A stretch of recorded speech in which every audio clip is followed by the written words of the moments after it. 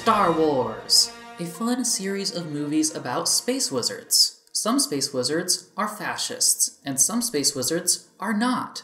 Which side are you on?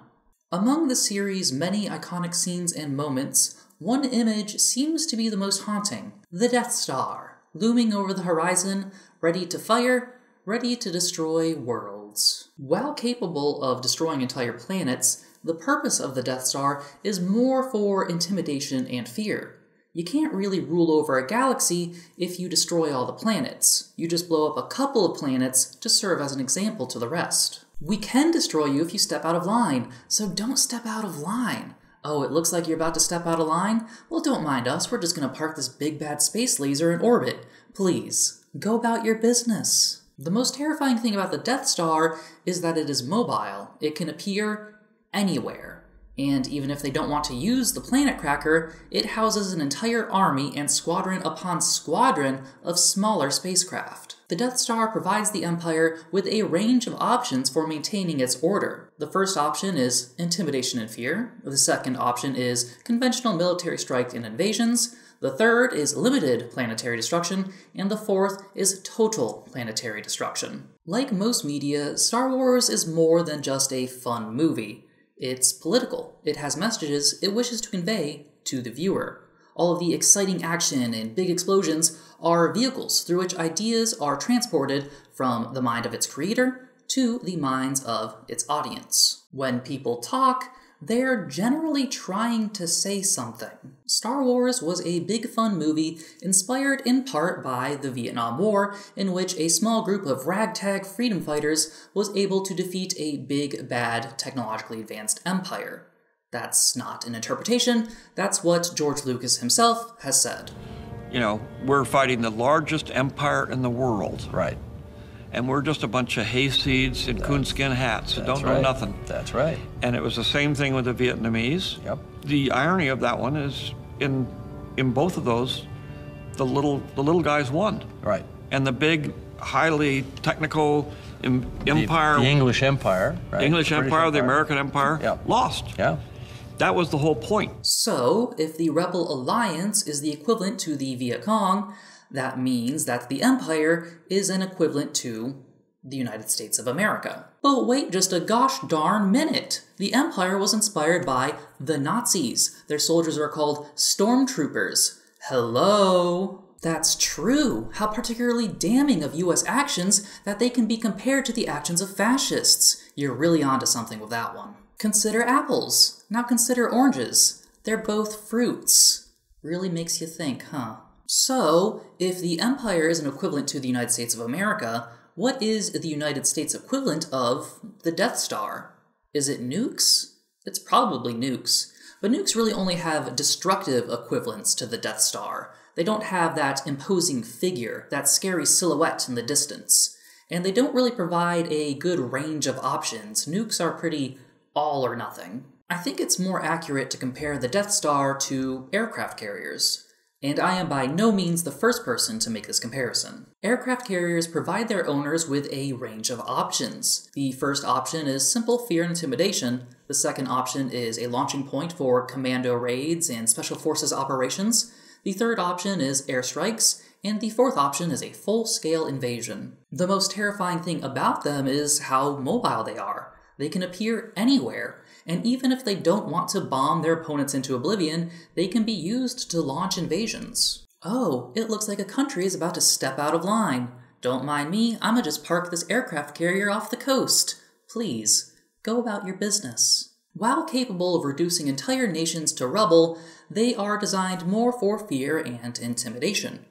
Just ask the US Navy themselves. The United States has become increasingly entwined in the business and security issues with the rest of the world. Our economy and security depends upon our protecting our overseas interests, as well as encouraging peace and stability around the globe. Forward presence by U.S. Navy aircraft carrier battle groups and amphibious ready groups helps us accomplish this. As former Secretary of Defense William Cohen stated, if you don't have that forward deployed presence, you have less of a voice, less of an influence. The U.S. Navy is engaged, and engaged means being there. The carrier battle group operating in international waters does not need the permission of host countries for landing or overflight rights, nor does it need to build or maintain bases in countries where our presence may cause political or other strains. Aircraft carriers are sovereign U.S. territory that steam anywhere in international waters, and most of the surface of the globe is water. This characteristic is not lost on our political decision makers, who use Navy aircraft carriers as a powerful instrument of diplomacy,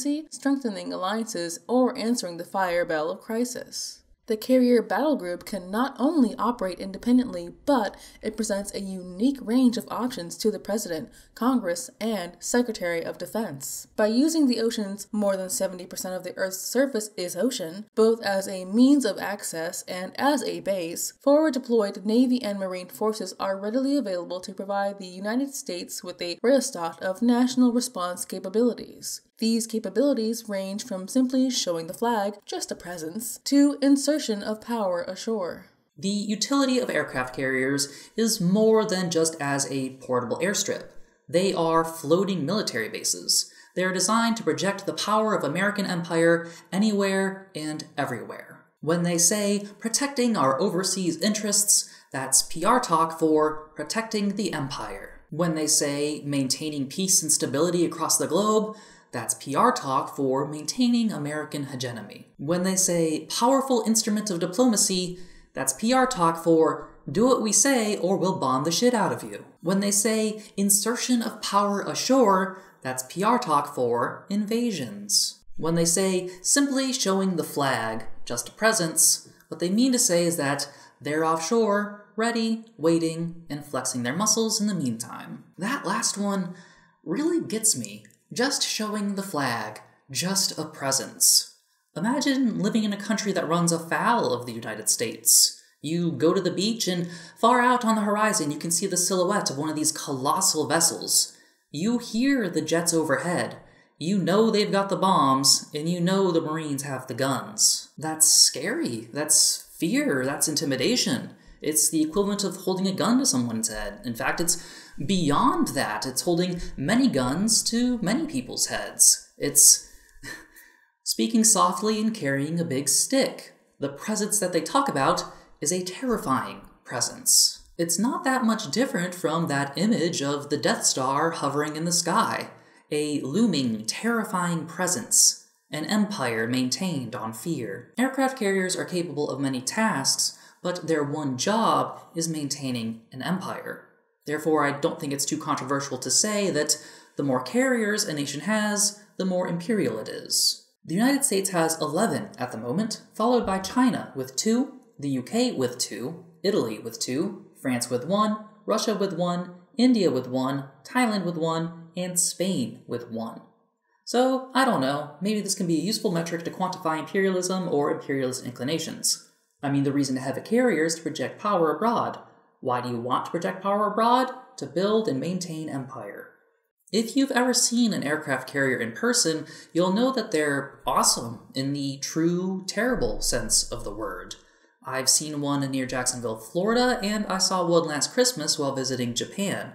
They're just massive, impossibly floating on the water. You look at them and have to ask, how can one ever think to even hope to defeat that? Yet, the Rebel Alliance was able to destroy the Death Star and defeat the Empire, and yet the Vietnamese were able to defeat the United States despite not having anything to counter the United States' aircraft carriers. Though they were able to temporarily sink an escort carrier called the USNS Card. So that's something. In modern times, and of course, when I say modern times, I mean to say 2002, the United States ran some exercises to simulate a war with Iran. During this simulation, a cunning Marine Corps general, role-playing as Iran, was able to sink 16 U.S. ships, including, most vitally, an aircraft carrier and 5 amphibious assault ships. Amphibious assault ships are basically mini aircraft carriers that are more Marine Corps focused. They primarily launch helicopters and smaller landing craft. Anyway, all said and done, if this simulation were real, the United States would have lost 20,000 people in a time span of 10 minutes. Though I don't think the rulers of the land would really care about all the lives lost. They would, however, care about the loss of the tens of billions of dollars worth of investment it takes to fund the construction of these things, not to mention the years it takes to build them at all.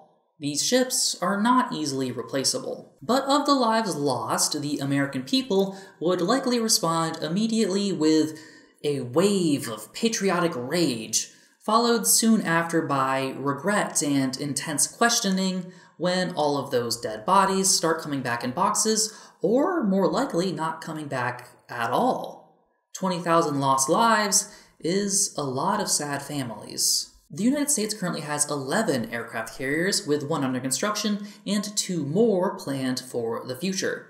The United States in this situation would still be able to continue the war, but with dwindling support at home and suffering a massive loss of morale across the entire military. Confidence in the strength and stability of the American empire would be shaken significantly.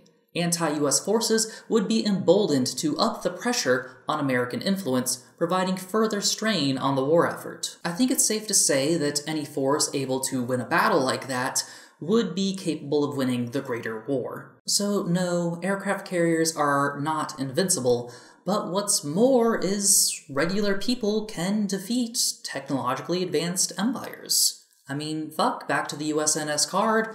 That thing was brought down by a couple guys with some explosives they rigged together. These empires build and maintain themselves through weapons of fear and intimidation.